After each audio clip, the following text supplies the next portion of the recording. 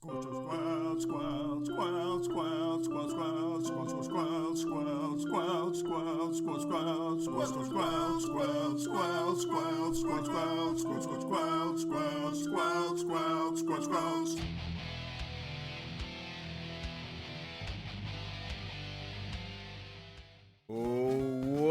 back to Squelch. I'm Dano. And I'm Matt at Arms, and we're here to remind everyone that Castlevania is a whole bunch of games, and then a lot of those are a lot of fun.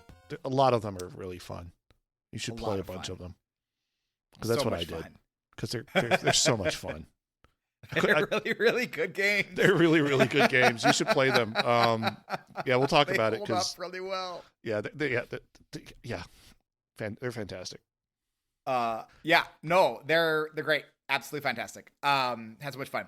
Hey, so we've got a December game ready to go. There was no vote this week, sorry, or this month. We picked the game this month. It is gonna be Mass Effect. That's right. We are having Mass Effect December because it's the best pun ever. Kudos to Matt at Arms for that. Yeah. So we're playing Mass Effect. We're playing the first Mass Effect this year. Next Mass Effect will be next December. We'll play Mass Effect 2 and then Mass Effect 3. So we have at least 3 more years of podcasting because this bit is too good to not follow through on. It's basically like, is this our, the Paul Blart of our podcast now is that we do Mass Effects. So 1 year we'll have to do Mass Effect Andromeda and then just get sad, right? I think it's how that works. Yeah. Okay. Paul Blart Mall Cop 2. If you were unaware, there Till Death Do Us Blart is a fantastic podcast where the McElroys and the Worst Idea Ever guys watch Paul Blart Mall Cop 2 every Thanksgiving, and then they talk about it, and it's great. It's a lot of fun. I haven't downloaded this year's episode yet, so I have to do that. Also, keep in mind for Mass Effect, the version we're playing, the all 3 versions game currently is really cheap on Steam and Xbox. I just picked it up like a couple days ago for Xbox for like $7. I don't know if it's still for cheap on Steam anymore, but It was like $5. Yeah, it was super so it's cheap. Like keep your eye on it. It'll drop again, I'm sure. Yeah, but it was dirt cheap. So for like all 3 of Mass Effects. So so the idea is the goal is about 10 hours a week for each of us to get into Mass Effect. So make sure that we're getting as much of the full or the Mass Effect of the game. I played all 3 before. I know Storm Rages multiple times. Matt, have you played any of them before? I have not played Mass Effect once. I was big. I have played BioWare RPGs. Like I played a ton of KOTOR 1 and KOTOR 2. So I'm in that range, but prepare to be whelmed. Okay. I'm looking forward to it because Mass Effect. The first Mass Effect is clunky. Mass Effect 2 is really good. I have not finished Mass Effect 3. Right. I enjoyed Mass Effect 1 probably the most of them though, even though the combat and everything's a little clunky. It just feels like a BioWare RPG, like peak BioWare. But maybe that's different. That was a long time ago. That was like a decade ago, maybe. I don't even remember. But so I could be completely misremembering. I mean, if you want to talk about clunky combat, we can talk about like the early Castlevania games. Oh boy. Well, one of them for sure. Yeah. The original Castlevania. That's not clunky though. That's just hard. Yeah. We're gonna talk about that. Oh my gosh, that game. Oh boy. Anyway, let's get in. We've got some food talk. Funnel cakes! Get your funnel cakes here! Not talking about brining your turkey, though. Brine your turkey. It will taste good. You think turkey tastes bad. It doesn't. You're just making it wrong. You should be brining your bird. Just go buy a brine from literally any grocery store and follow the directions, and it's going to taste much better. Trust me. Trust me on that. But that's not what we're talking about. We're talking about the chicken Big Mac and how terrible that is. Oh, yeah. That is a mistake. It's a meme. It's a Big Mac is a serviceable fast food sandwich. For McDonald's, it's probably like the worst hamburger on the menu. The Big Mac? Yes. Yeah, because it's got sugar dressing on it and bread. Like it's and what if a ton of bread. And like it's like all bread, and then like there's secret sauce, which is just sugar sauce. It's like bad Italian. It's like or bad. Was it? I think it's Thousand Island. Thousand. It's like Thousand Island, but they added a cup of sugar to it. Yeah. No. And like, but like on the Big Mac, on the regular Big Mac, the burgers are so salty that it kind of works because you have this crazy sweet sauce along with these super salty burgers. So it kind of works. When you put 2 McChicken patties on there, that are flavored with just the teensiest bit of pepper for flavoring, no other flavor at all. Whatever flavor was on that McChicken patty is completely washed out by this terrible, terrible sauce. Yes. And all this bread. Yep. So much bread. Oh my gosh. Yeah. Why is there so much bread? See, I'm waiting for him that? to come out with the chicken on top burger on the bottom version, where you can like, where you get to pick, you do both. I might try that. That might actually be better because like because the beef, it like absorbs some of the sauce, so it actually makes it better. I mean, it makes it work. Doesn't make it worse. Doesn't make it worse than this McChicken Big Mac. And also, thing. it like for me, like when I had it, like I think I had it twice because I was like the first time like, wow, this is really dry, and then the second time I was like, wow, this is still really dry. This is not good. So, and I think the second one was like it was cheap because like the problem is I have McDonald's within walking distance of my laundromat, so that it's is like, a problem. Yeah, so it's like, oh, I guess I'll stop at McDonald's while after I throw my stuff in the dryer. Yeah. So I got one just the other night because we were going to A Christmas Story at the local theater here at the Guthrie. Super great theater downtown Minneapolis. And we were gonna eat beforehand, but then we're like, oh, we need to get Dean some like nice pants because all he has is sweatpants. So we ran to Target and there's a McDonald's across the street. So I was like, okay, Dean, you and I can get McDonald's and we'll do that. So went and got the pants, then went and got the McDonald's, and I was like, oh, it's the Big Mac, chicken Big Mac thing. That'd be really fun to talk about on the podcast. So I got it, and we're driving, and I'm trying to bite into this thing while driving. Oh, and like first of all, like the patty was actually stale. I don't want to know how old a Big Mac piece of bread has to be to become stale. But they had accomplished that, and it was worrisome because I'm pretty sure that stuff is not supposed to get stale ever. And then the sauce, like you couldn't bite into it because like the sauce would like push the like patties out the other end, and the sauce was so gross with the chicken patties. I just gave it to Sarah, and she's like, "What do we do with that?" I'm like, "Just throw it away. It's so gross." I had like 3 bites of it. So that night for dinner, I had a cookie and like a fancy like drink at the theater. So that was my dinner that night. So do you think the chicken Big Mac caused the migraine? Oh, I mean, maybe. Yeah. Maybe. I mean, probably didn't help that all I had for dinner that night was a bowl of Fruit Loops at 9:30. It probably wasn't great for the old, like, migraine. No. Anyway, chicken Big Mac, big fail. No thank you, hard pass. Yep. Thanks. I am pretty incredible. Patrons, thank you very much. You're all super awesome. Just so you know, renamed the tiers a little bit.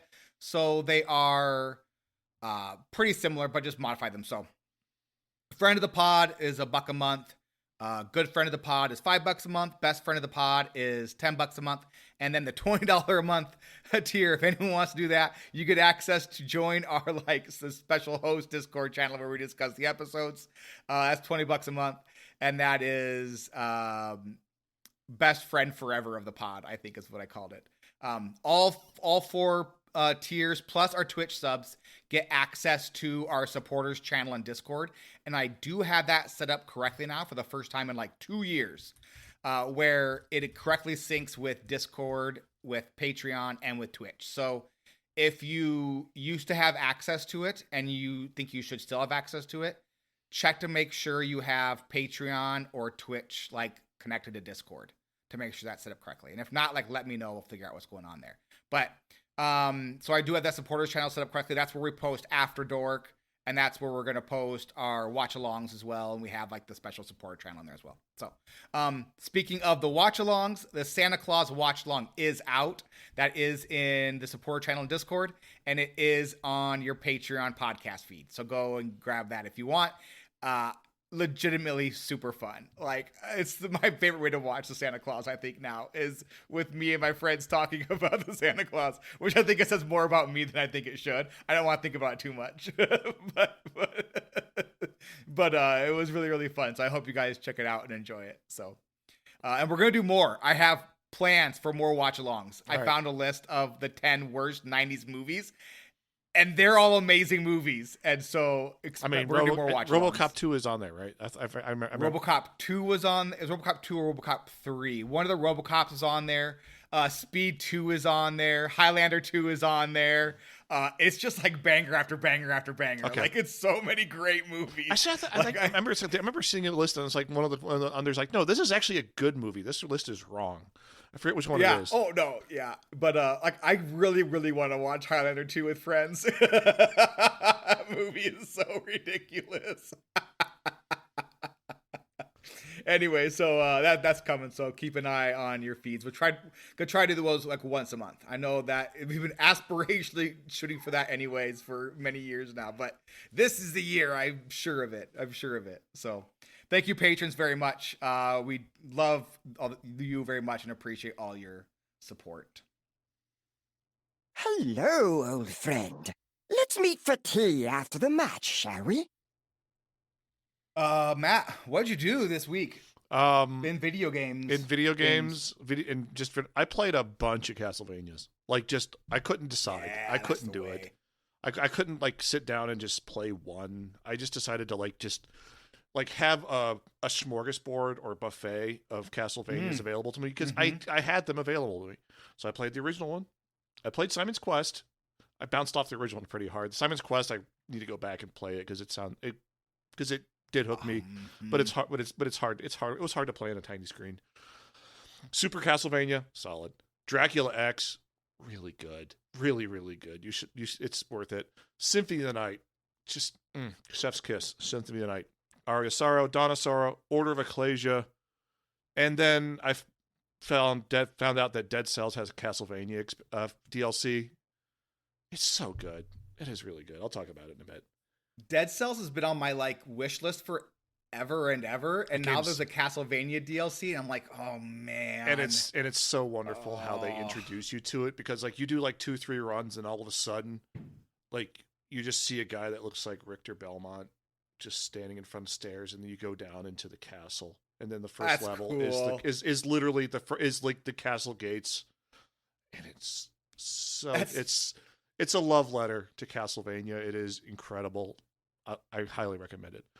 When digging around today, I found my original copy of Castlevania 3 on the NES. I'm holding up a Nintendo cart to the webcam that nobody can see.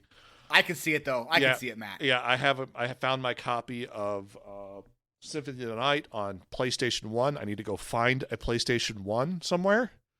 I don't know. They're everywhere. I know. I got to go to a pawn shop.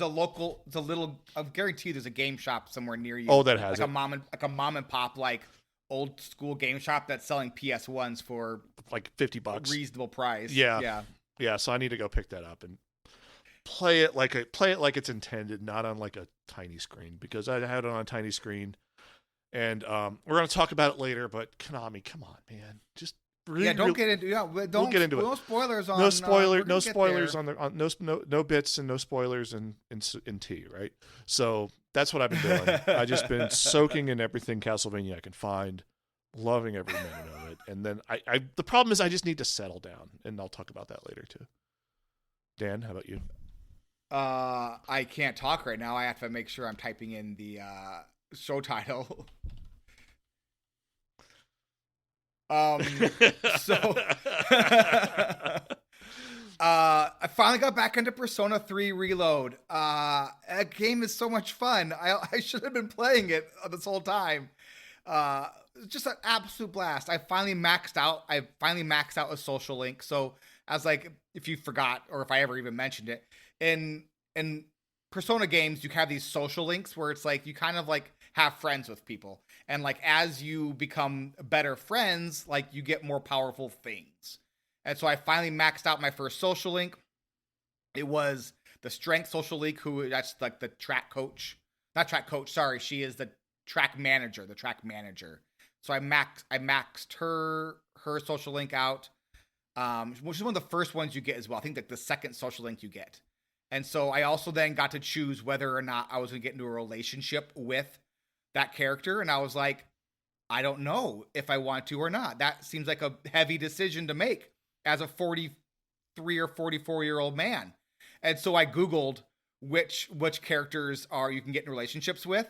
And like most of the other ones are like characters who are like in your party in Persona 3. Like they're like either your healer or they're just like different playable characters. And the track person isn't at all. And all the other ones are basically broken as well as like human beings. Like either they have like their problems with their parents or so all these like other issues. Like she just seems like a normal human being. I was like, you know what? She seems the most emotionally stable character in the game. We're going with this one. So got that achievement, which was cool. And really having a ton of fun with that. And I'm like trying to figure out how I'm going to make time to get around to beating Persona 3 while also playing enough Mass Effect to stay on pace. And I don't know how I'm going to do it, but I'm going to try really, really hard because I really need to beat this game.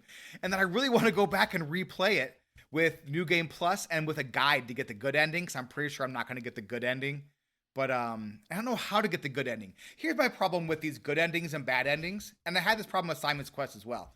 I don't know. You don't know how to get the good ending.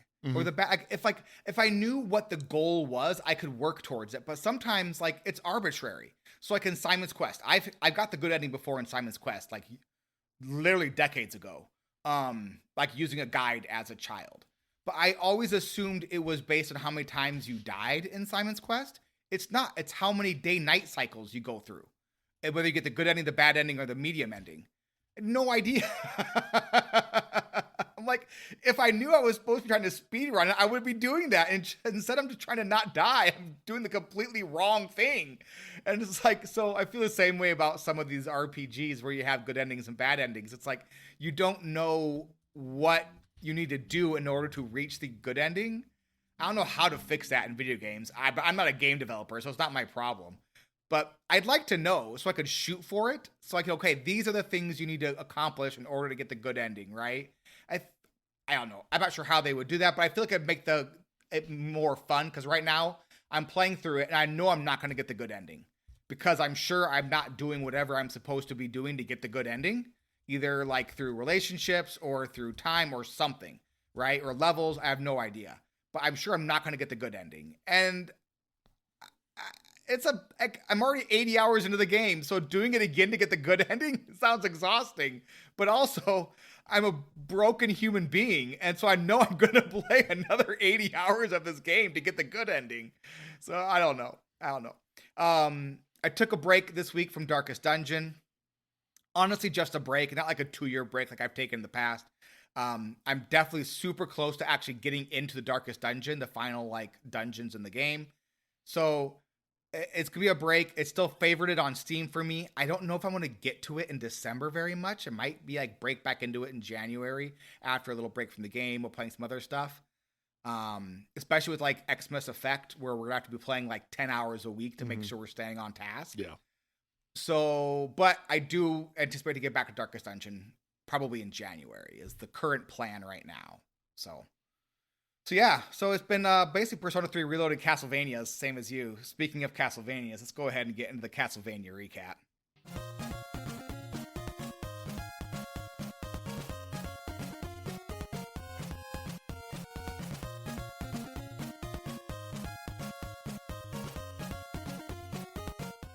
Okay, so let's start off, Matt, with our first experiences with Castlevania. Do you want to get us started with our first experience with Castlevania? Sure. So my first experience with Castlevania was not your typical one. I didn't start with the first game. No, I started with the Tiger Electronics version, which was an old LCD game. Like, if you know what Game & Watch was, where it's like literally you have like 4 different like panels, like or just whatever was lit up. Yeah, that was it was it's not really a video game. It's something else. I'm not exactly 100% is a video game. It is. Go ahead if you're too young for Tiger Electronics. First of all, I'm sorry for you because they were a moment in time that I wish we could go back to. They were beautiful. I still remember having the Tiger Electronics Bo Jackson baseball / Bo Jackson football. Where you'd flip it around. One side was Bo Jackson football. The other side was Bo Jackson baseball. Yeah. Absolutely amazing. Yeah. God bless you, Tiger Electronics. Oh, but no, it was it had like 4 levels and 3 power levels of whip. And I think I eventually beat it, and then I lost it at some point once I got a regular Nintendo. Obviously that didn't last very long. Because I was 8 years old at the time, 9 years old. And, so yeah, Tiger Electronics, Castlevania. I wish I could find one and play it just to remember what it was like to play. Cause it is so good. You're checking eBay, aren't you? I'm 100% checking eBay right now. Because I might have to pick that up this December just to try it out to remember what it was like, because it is $25 for Castlevania 2 on. Okay, I might have to pick that up. Send me the link. I'll pick it up myself. Symphony of the Night is $600. No, I'm not getting that. No. This one right here is $50, $25, $45 for Simon's Quest. $25. Okay. Also, all Simon's Quest though. I don't see the original one. Was it the? It might Simon's have been. Quest It might have been 2 or might have been 2. It might have been Simon's 2. Quest is 2, so it must have been. Yeah, but it was only 4 levels, and it was real simple. I remember and it was a lot of fun. It was that, but that's my first experience with Castlevania, was playing that, and just unfortunately it didn't have the soundtrack so good, man. That soundtrack. How about you, Dan? What was your first experience with Castlevanias? So it is one of my formative childhood memories. So for Christmas when I don't remember the age I was, to be honest, but we got a Nintendo with the Super Mario and Duck Hunt, right? So we get that. And I had that for a couple days. And then one day I was playing Super Mario on my black and white TV. It was in my bedroom. We hooked up on my little black and white. We brought that from the basement and put the Nintendo on that thing. And then my dad called me down into the kitchen. And I remember him having the Simon's Quest 2 cartridge there. Oh. And he goes, this came with the Nintendo, but we weren't sure if you'd be able to handle it or not. So we wanted to wait to give it to you. But we think you can handle it. So, go ahead and go and, enjoy. So I take this thing with no idea what I was getting into. And I plug this thing in and was hooked immediately. This is my first memory of a game. The hours and hours and hours I spent playing Simon's Quest, banging my head against the wall as a child, and then getting eventually for my birthday or something, I got the old Primus guide or whatever it was at the time of how to, all the different ways to beat the game. And so finally was able to walk step by step. And the first time I beat it, I actually just beat it on my own after many, many, many hours, got the bad ending. And then after getting the guide for it, got the good ending, and had no idea why I got the good ending, but it was apparently because I beat it quick enough. So, but that one of my all time, one of those childhood memories that still sticks with me was coming down the stairs to the kitchen and my dad having this Simon's Quest cart and going upstairs and playing that game and being absolutely hooked, hooked. Mm-hmm. First game I ever beat was Simon's Quest.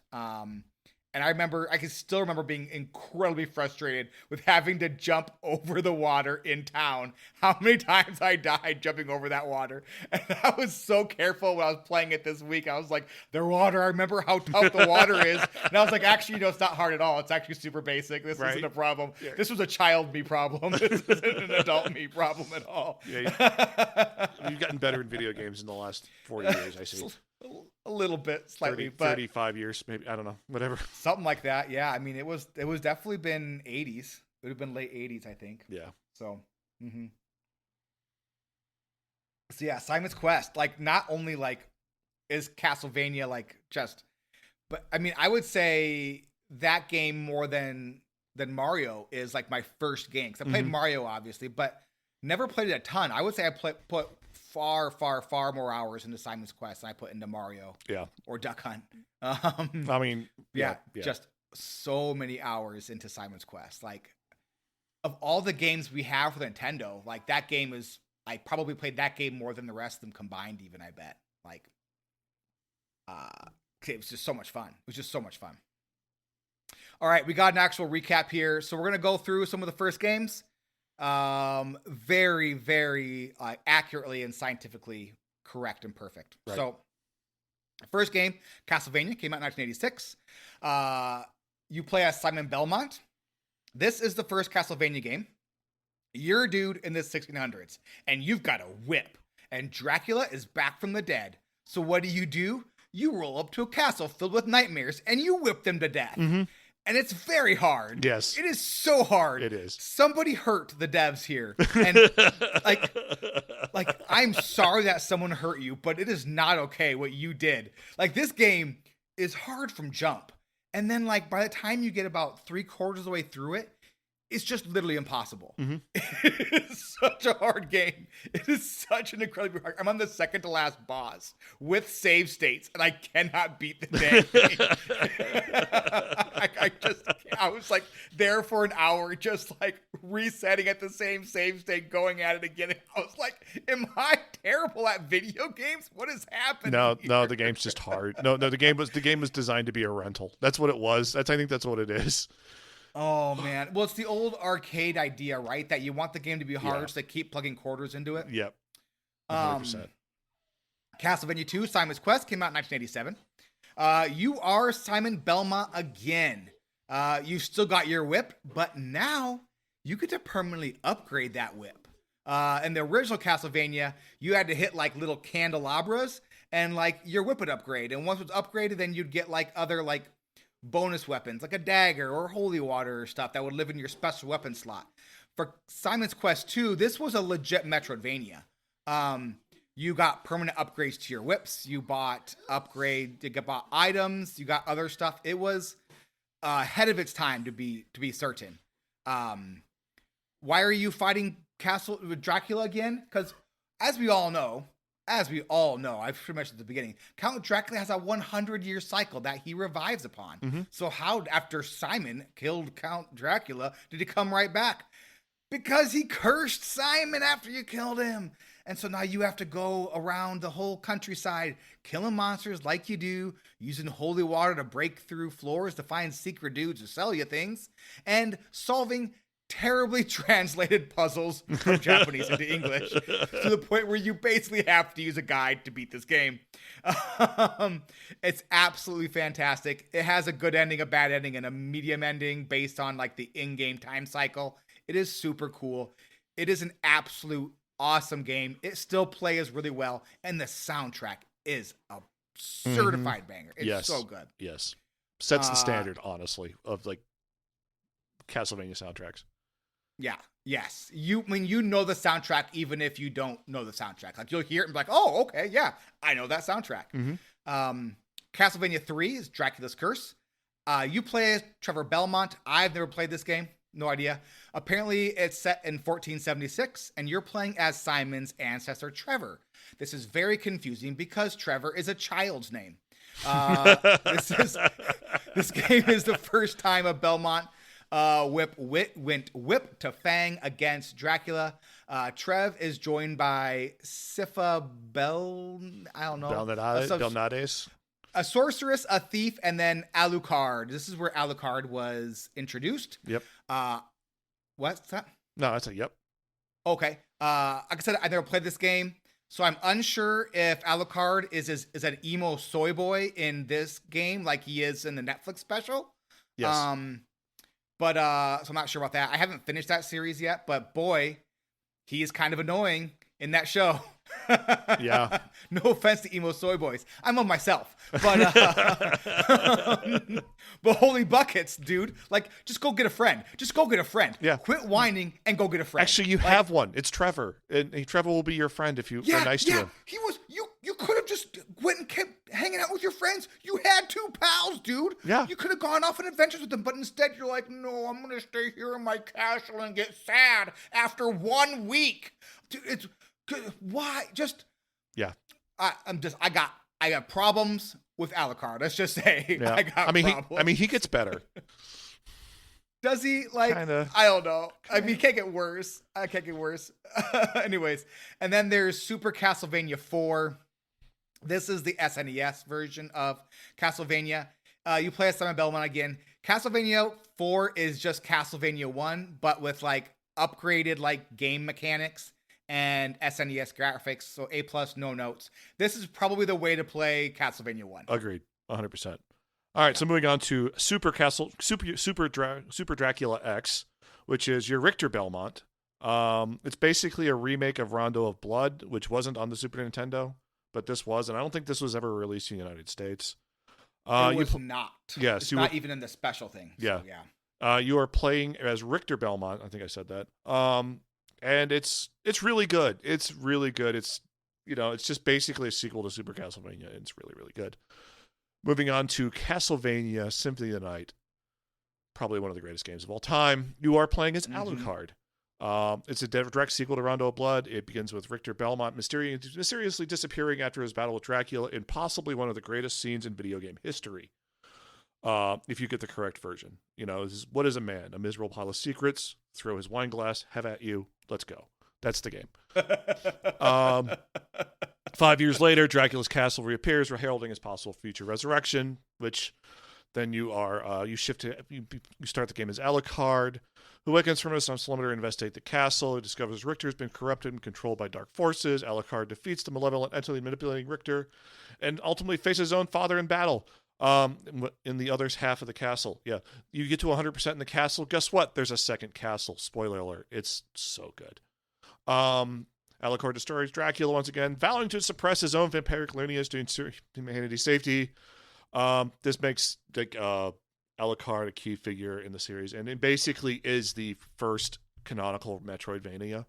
I know Simon's Quest is Metroidvania. Close, but like this is the one that okay, this is what a Metroidvania, modern Metroidvania is based on. This is like, if you want to play the first real first Castlevania Metroidvania. Yeah. Is 100% this game. And honestly, one of my favorite mechanics in the game, and I got as far as unlocking 2 of them. You play there's a shapeshift mechanic where you can turn into a wolf, a bat, and mist, and you use that to explore the castle, and it is incredible. So let's be honest, it's not mist, it's Alucard's tears. Yeah, honestly, yeah, it just turns into vapor. Whiny, yeah, he just cries a lot, and then he can pass through grates. Yeah, it's the tears of Alucard's sadness. Such a baby. All right, moving on from one soy boy to another, we're gonna go to Aria of Sorrow. Your protagonist is Soma Cruz. It is set in the year 2035, so it's in the near future. It's very near future. We're all in trouble, y'all. Yeah, or maybe not. So after a battle in 1999, the pot flows. So Dracula was sealed away before the year 2000 because Castlevania. Pot flows because Prince sang him away. Yeah, That's exactly. Yeah, exactly. Soma Cruz is a teenager with occult power being restored, and basically he gains these powers by killing these enemies because he is a potential vessel of Dracula's reincarnation. So he battles dark figures and that wish to inherit his power. It's another Metroidvania style game. It's really good. It's really good. It introduces things like there's tactical souls, so you can get to choose which weapons you do. There's a storyline, the futuristic storyline. There's other characters hanging around. Mina Hakaba, who's just like a friend and kind of useless. Genya Akaido is a government agent who is really Alucard. He just is like, I'm totally not Alucard, and then he comes back later. He's like, haha, I'm Alucard, surprise. You could tell because I was sad. Yeah, exactly. Well, he's wearing like a G-Man suit, right? It's like it's Alucard in a G-Man suit. Yoko Belanades, which is a witch, kind of like the same role as what Castlevania 3. Just a different person set in the future. And Jay, who's an amnesiac but is really Julius Belmont. So you have that connection to the previous series. And then Dawn of Sorrow, which is this is a direct sequel. It's on the DS. It basically has the same mechanics. The problem is it's a DS game, so you are required to draw on the screen at some points.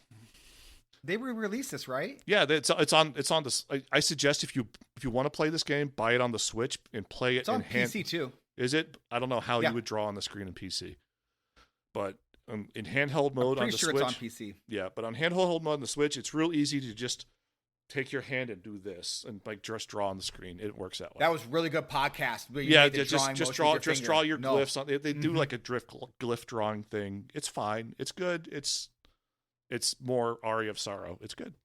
I liked it. Cool. Yeah. Cool. Castlevania. I've never played those. You've never played Symphony of the Night? No, because I think Symphony of the Night came out like when I was in college, and then immediately I was in the Navy. So, since that came out in the 90s, I don't know. I was playing Final Fantasy games. Yeah, Okay. sorry. No. Yeah. Symphony of the Night. If you can find a way, we'll get there. I'm not spoiling. Yeah, we will anymore. definitely get there.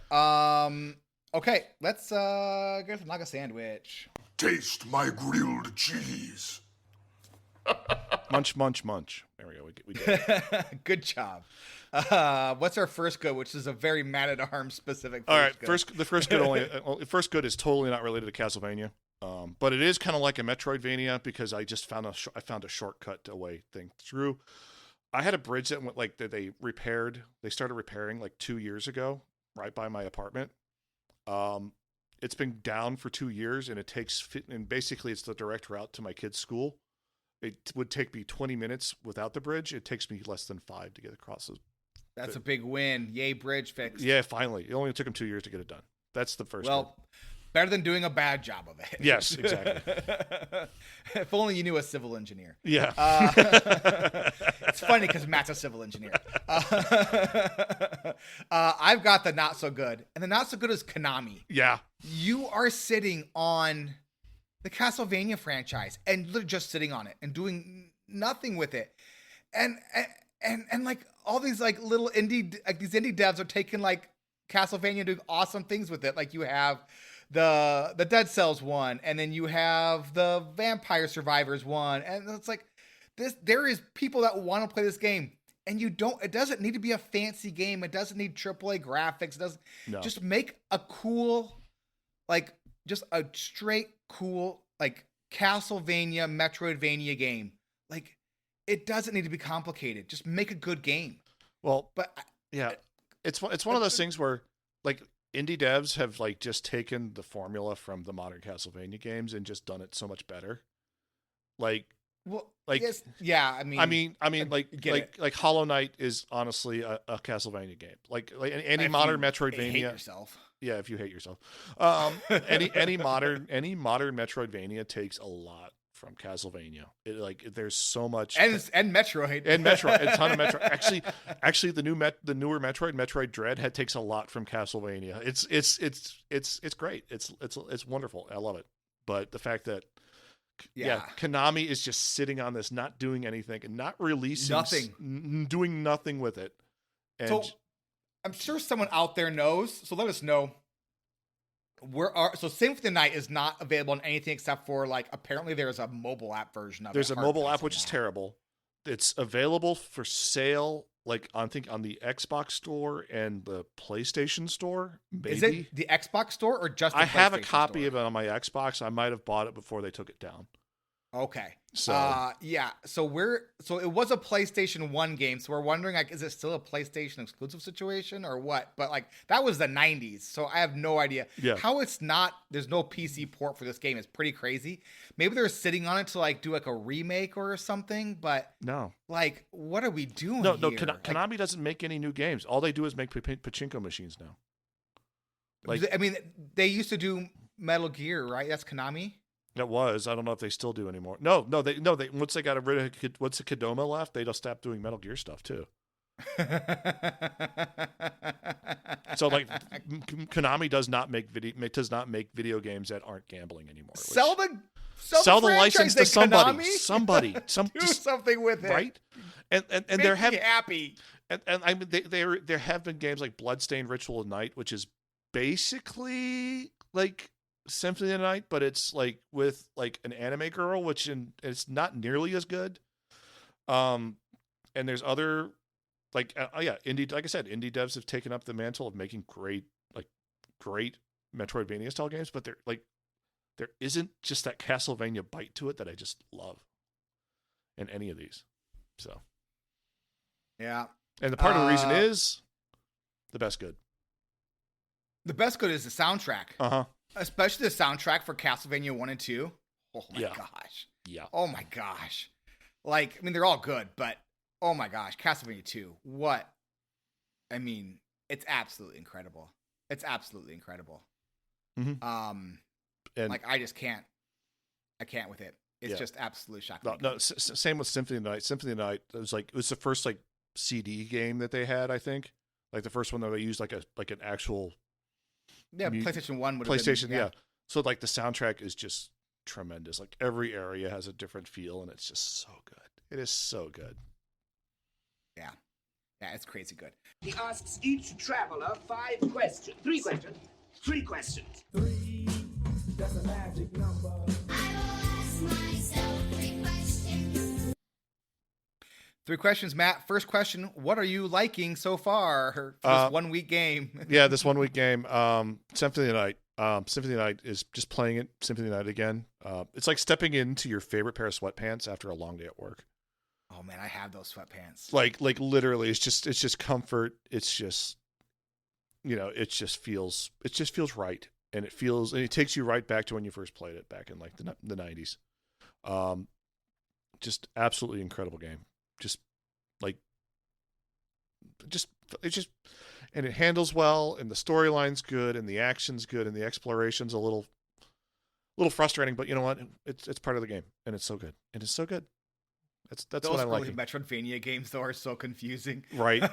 It's like, I've never been here. How do I get through here? How do I get through? Oh, that's there's Simon's Quest, though, too. Like, it's all, there's like everything is reconnected in different ways, but there's no map in Simon's Quest. Oh, that's hard. Oh, that's... So, okay, going to me, what am I liking so far? And man, it's Simon's Quest. What an absolute game. What a masterpiece of video game. Like, it was ridiculously ahead of its time.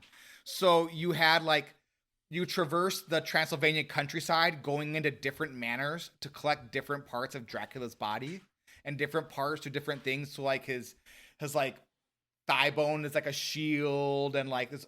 So but you have to get different pieces to get into different things. So you can't get into the first manor unless you have the white orb, because the white orb makes it so you can view the block that like comes down, so it takes you into the manor, and then you have to traverse the manor, and it's like almost like a puzzle to a certain extent to get around through the manor. And then walking through the countryside, there are multiple towns you have to go in, and within those towns there are different like vendors. You have to discover the vendors by like knocking blocks away with holy water, and some of them have clues about where to go next and where certain things are and how to get through certain things. So like you need the laurel leaves to like get through like this lava to make yourself immune for a certain period of time to get this one section of the game. Super fun, amazing game. Really, really, really cool. And you kind of need a guide to play it, to be honest, because like they didn't do a great job of translating it from Japanese into English. So it's a little like some of the clues you're like, I don't get it. But it is still so much fun, and it is such a cool game. And like thinking back, like this game was made in like 88 or something like that. Yeah. Like you gotta be kidding me. Just so cool. What'd you struggle with, Matt? I struggled with focusing on a single game because I just wanted to play everything. I kind of did that too. It's just like, oh, I could do this. Ooh, like let me try this one. Okay, this one isn't quite like I played a couple of them where it's just like it just didn't quite click. It's like it just wasn't right there one where I was like what I wanted to do. So I switched off and played another one. Then I played some Aria of Sorrow a bit. Then I went back to Symphony of the Night again because Symphony of the Night's great. And it's just like I just need to like sit down and focus and just play one of them. And I didn't get to do that because I have just basically ADHD Castlevania because I have too many choices to play. And I like bought and I ended up buying like the most recent release of the DS ones, right? Yeah, the DS ones that came out recently. So it's just like, oh, I got more I can play now. It's like, It's a problem. It's a good problem. It's a good problem to have. I have too many Castlevanias. Too many Castlevanias. So for me, it was Castlevania 1. I really, really wanted to beat Castlevania 1. Like, I really, really wanted to beat that game. I had never really played it before. So I was shocked at how hard that game was. And I actually was like, am I just really bad at video games? No, it's Castlevania. Maybe this is a me problem. No, that game is just super hard. Like I said, who hurt them? And what did they do? Like, it's like, it was such an incredibly difficult game. I then started playing Castlevania 4 in order to play Castlevania 1, but not like hate myself. And then same thing as you, I kind of ADHD my way around the Castlevania stuff. And then I eventually got down into playing Simon's Quest again. And I was like, oh, this is what I should have been doing all along. So I got a little over halfway through Simon's Quest. And I do intend to go back to that one. Because it's good. How much fun. I need to play it. I almost wish they would like remake it into like a Super Nintendo, like do it like 16. There are, oh yeah. I mean, you could definitely remake like, I mean, the problem is it's not super long. Right. But like, I don't know. Like give it like a 2D remaster or something. Yeah. It'd be kind of cool. 2.5D where the backgrounds are just beautiful. Yeah. Yeah. So, and just redo like the clues and everything so it's not impossible and give yourself a map so you know where you're going and where you've been. Exactly. Like make it a modern video game. Just don't even do the save points. Just do it like do the old password system. But like, yeah. Yeah. When you get around through like a circle at one point and you're like, wait a minute, I'm back in the starting town. How'd I end up back in the starting town? And you're like, but like, it doesn't say you're back. You're just back into a town. And so you're like, wait a minute, this looks kind of familiar. And then you check the sign and you're like, wait a minute, I definitely am back in the starting town now. What? And you have to go through the starting town to get to the more difficult. It's a crazy game. It's a crazy game. But yeah, I'd want, so Kid Dracula is part of this, like the Castlevania Classics, I think it's called. I've never played that one. I don't think that one was released in North America until, I don't know, the past 5 years or so.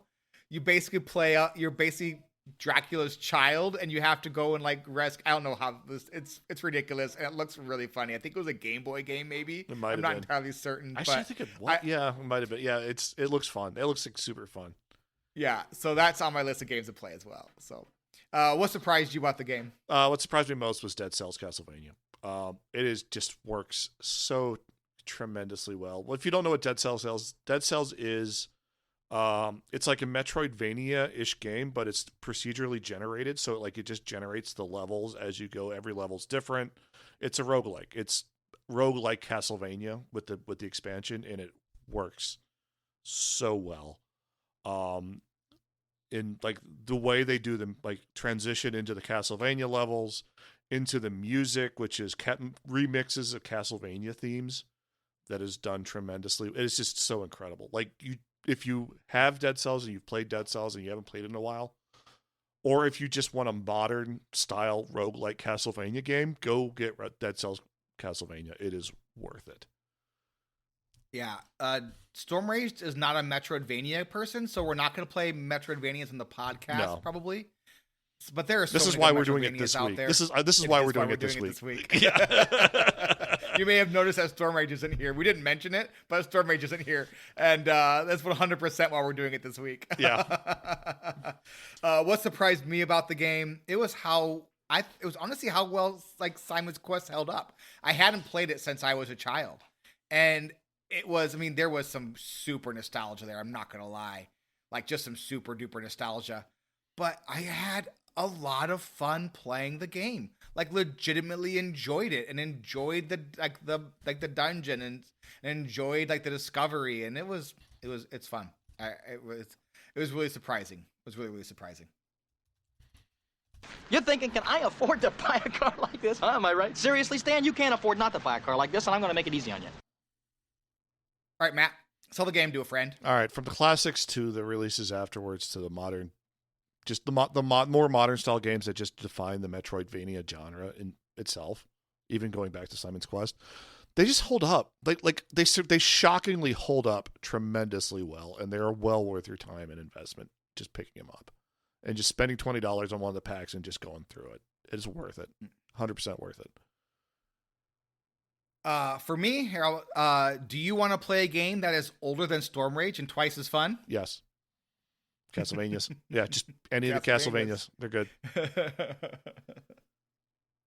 Let's get salty! All right, this first salt is extra special salt, and if you've been on the internet and you're a video game person, you've probably seen it, but I absolutely can't not talk about it. Then we're going to get into the salt for the actual Castlevania. But this first one is from Rod Ferguson, who is the lead dev or a VP, or he's the dude in charge of like all of Diablo.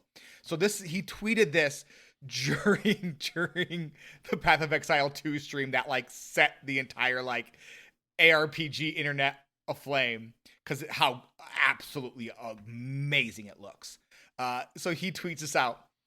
Feels like the genre of, quote, ARPG is starting to mean a lot of different things, much like, quote, Souls-like and, quote, roguelike.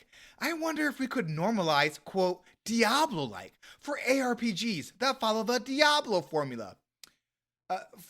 First of all, Roddy, can I call you Roddy? Everyone did. Yeah. PoE called themselves a Diablo-like, you turd. Yeah. Don't be. Yeah, every ARPG just steals from Diablo 2.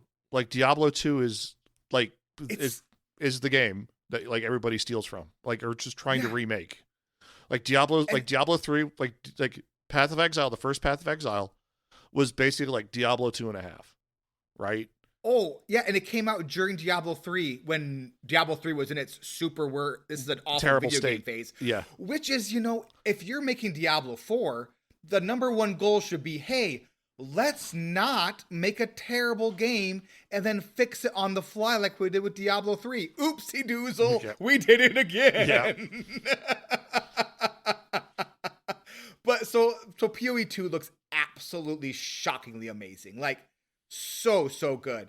And this dude comes out like and just like tweets this like salty tweet during this stream, and it's like, bud, sour grapes don't look good. No. You're $1 billion company. You make it better game. Like that. Don't be mad. Yeah. Don't be mad. They did all the same market research that you supposedly did. They just made a better game again. Like last time. Yeah. Like, don't be mad, man. I can't wait till Diablo 4 eventually does whatever PoE 2 does, but like, makes it kind of good. So I don't know. I know that D4 I guess has gotten a lot better. I haven't played it since since season 2. So it's like I have no desire to go back into it. I played some of season 4. I've heard it's gotten much better, but I probably won't play PoE 2 either. I honestly am probably done with, for live service games, I don't know that I really want to go back to a live service game. Like, I haven't played a game with a meta since like July. It's great. It is really nice. It's kind of great, isn't it? Yeah. So like no salt towards any of those games. Cause I love Diablo 3 was like a big part of my gaming life. Loved Last Epoch, loved Hearthstone. So those live service games have been a huge part of like my gaming adulthood, but like for the time being, I really do enjoy not having to worry about what the current meta of a video game is. It's just nice to sit down and play a game for what it is. It's Castlevania Salt though, Castlevania Salt. So this first one comes from Bathtub S word. Yeah, that's a good one. 2.2 hours on record, 1.3 at time of review. When a problem comes along, you must whip it. Because they use whips. Whips. Get it? It's a whip thing. Yeah. It's next one's all yours. All right, this one's from Furry Bear Panda, which is a great username. Let's make a deal, Konami. You release Symphony of the Night on Steam. I'll buy that Metal Gear Zombie game. That is true. I will. I second this notion. I will buy that terrible game. If you release, I will buy whatever Metal Gear games they want me to buy to make something that on Steam. Yeah, just bring it out. Make it a bundle. Yeah, just like you have to buy these 2 terrible games, or like you have to buy these 2 terrible games and Symphony of the Night. Fine. I have not played a Metal Gear game since, like, I think the original Metal Gear 2 or whatever. Well, back before they were even a solid game. Yeah. Like the NES Metal Gears. I have the original Metal. I have Metal Gear over here too. Nice. Yeah. Ooga says, it has been 29 hours and I still struggle to finish the original Castlevania. Lord have mercy on me. Ooga, you and me both. You and me both. Mm-hmm. This one's from Bite My Pixels, Bite with a Y. 3.5 hours on record, 2.9 at time of review. I hate the Medusa heads. Buy it. Yeah, everyone hates the Medusa heads. Like every game, it's gosh. constant in every Castlevania head game. Medusa heads suck. Like you just yeah, they're terrible. That flight pattern, I don't get it. Like this, they just. It shouldn't be so hard. Yeah, but it's impossible. Yeah, I don't get why it's so hard. And how is it so hard? But it is. And they knock you back in such a way that you always miss the edge. You always go in the pit, right? Like every time. Every time when they hit you and they knock you back, you go in the pit. That's always happens. The floor I'm stuck on in Castlevania 1 has Medusa heads and knights in it. Oh, no. And, like, the knights are unkillable, and then the Medusa heads come flying at you. And in the original Castlevania, like, or at least on this floor, whatever way you're facing, a Medusa head comes out at you, so you can't turn around and go back. So you have to stay facing forward, so the Medusa heads keep on coming at you from the front. If you get knocked back, a Medusa head comes from behind, and then you're just absolutely hosed. Yeah. And oh my gosh, I want to just jump off a cliff. Medusa heads are the worst enemy. Oh my gosh, Medusa heads. Like, but it's almost like a meme at this point because it's like they're the worst. They're just the worst. They're the worst. They're absolutely terrible. I got this last one here. Says people keep saying that Dracula coming back to life every 100 years is unfair, and his castle screws them over. Turns out there actually could be some merit to it. I hate conspiracy theories a lot, but the Belmonts have a patent describing how they kill vampires to increase revenue. A rabbit hole worth exploring? There is something worth exploring there because every time there's a Belmont that needs some cash, all of a sudden Dracula shows up.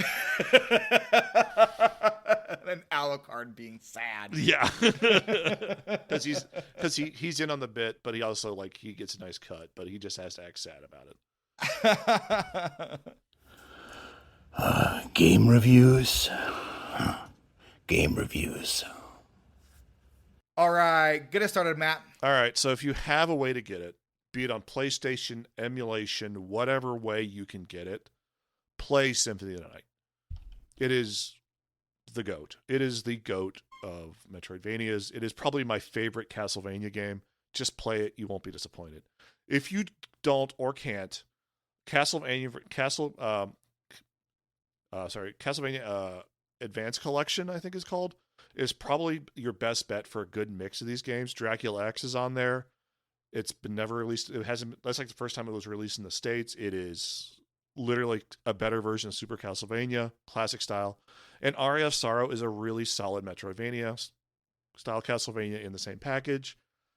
Also, if you have played Dead Cells or are interested in Dead Cells at all and want a little taste of Castlevania, get the DLC. Buy Dead Cells, get the DLC. It is incredible. It is so good.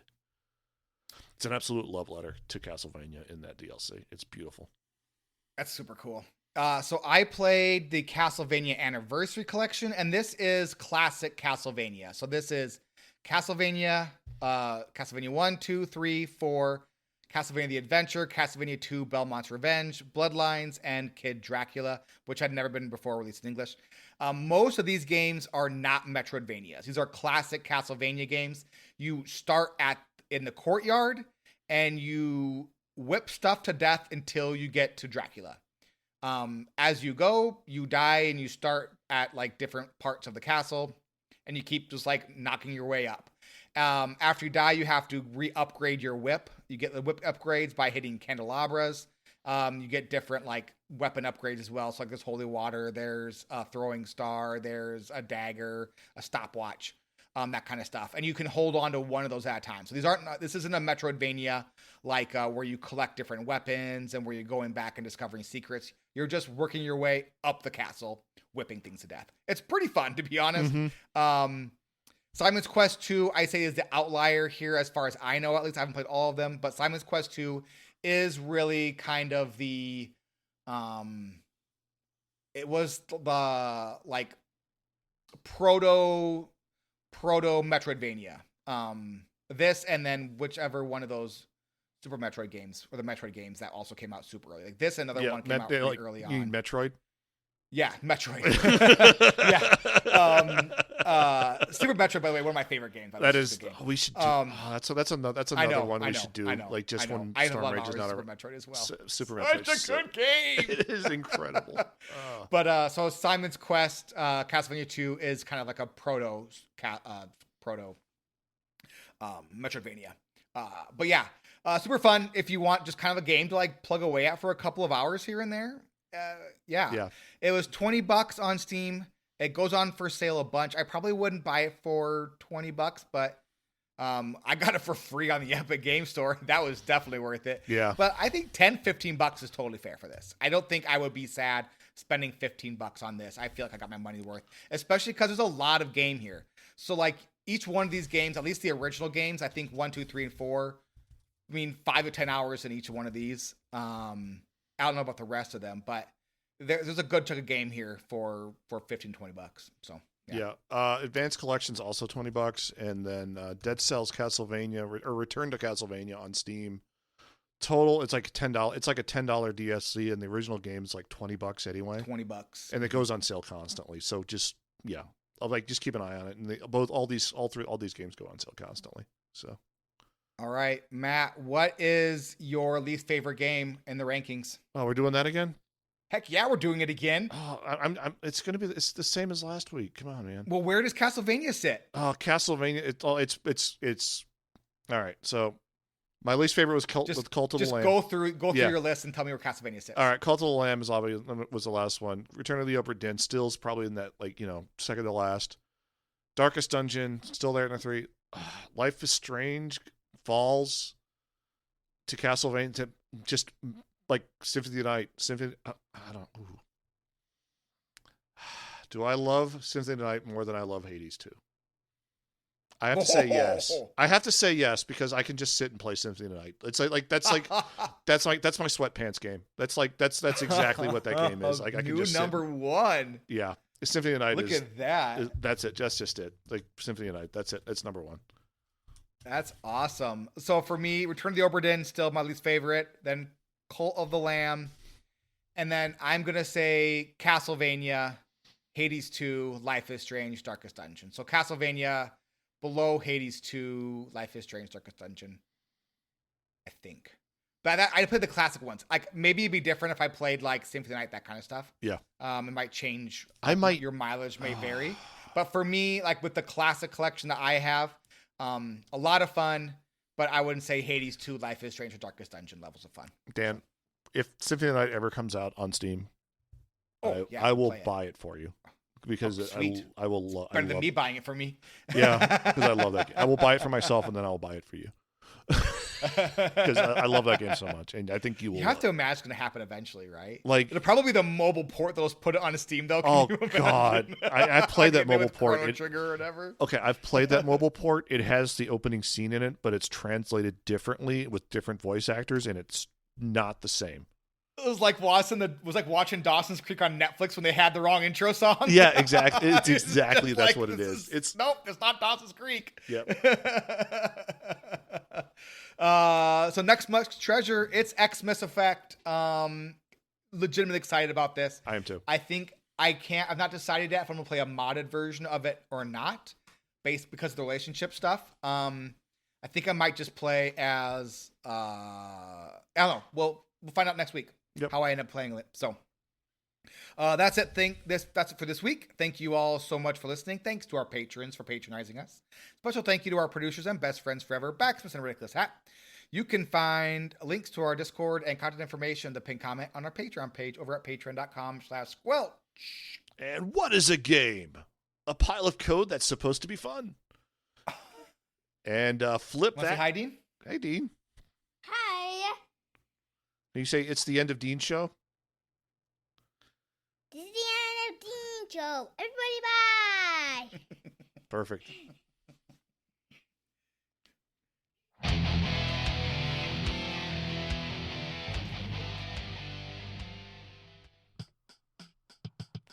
Oh, that's a lot more Castlevania. episode than I thought there was going to be. I know, I did too. Yeah, like, oh, it helps that we covered like about 24 games. 25, 40 years of gaming history.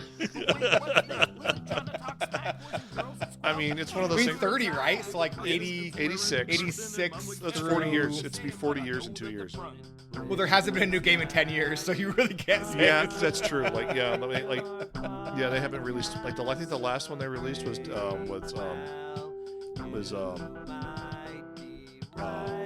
I put it in here? It was the last. It was one of the more recent ones I played. Order of Ecclesia was like the last one I played. It was one of the ones I played. It's on the DS pack, and it's fine. It's like it's your typical Metroidvania. It has like a completely new set of characters, different mechanics, but it's like, why did you keep on messing with the characters? Because you need a Belmont, you need a Lady Sorcerer, and then you need like emo Alucard. yeah. I mean, that's all you need. But like they keep trying. I think that was the problem. I think they just kept trying to change the formula when all I really need is like you just need to play with a Belmont as a whip with a whip. You play a Belmont, you play a Sorceress, and you play as Alucard. Yeah. And then you're done. And then you just play a Metroidvania. It's not hard. Oh. It's not hard. See, this is why Symphony of the Night is also one of the greatest games of all time. If you enter in the name field for your for your save file as Richter, you play the game as Richter Belmont. Is that the there's like a special mode that's called for, right, or something like that? Yeah, where basically like, you have like you just like you play like you play Symphony of the Night, but you play as Richter, and that's cool. It just works. It's it's incredible. Yeah. And I think there's a Maria mode too. I'm assuming I haven't played it. A couple versions I have. I don't think they had it, but I think there is a Maria mode in some of the games. Yeah, I don't know. It's like one of those things where like it just got too cute with it. Maybe I don't know. I haven't played much of any of the modern ones, so I don't know. But to me, it seems like it shouldn't be super complicated. Yeah, it's like what? Yeah, I don't know.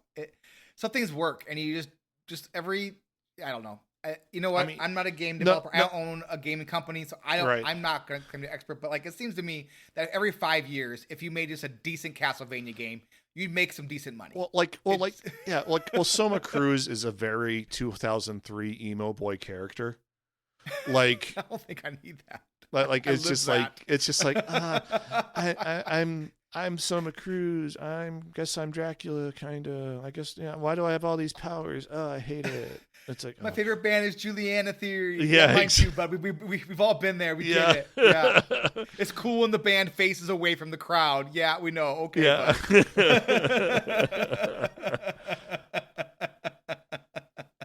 It's a dark time for music. I still love Juliana Theory though. They hold up great. So does Sunny Day. Anyways, should we end it there? Let's end it there.